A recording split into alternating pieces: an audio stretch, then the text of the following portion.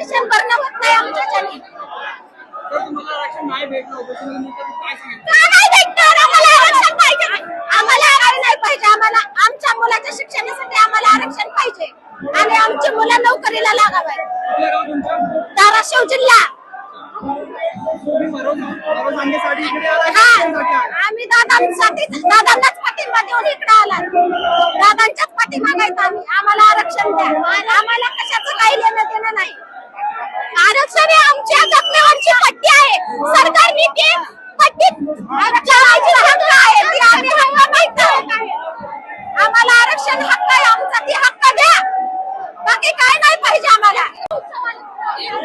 व्यवस्थित बोल. माझे नाव मंदाकिनी रामकिसन गारकोल. मी एरमळ्याहून आलेले आहे.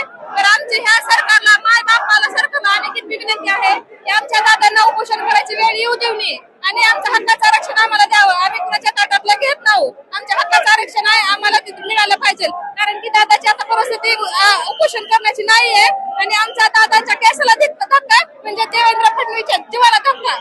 जर आज नाही भेटलं तर काय करणार? आम्हाला दादा जोपर्यंत सांगतात तुम्ही शांत राहा तोपर्यंत आम्ही शांत राहणार आणि जर दादा उपोषण करून जर आजारी पडले तर त्यांना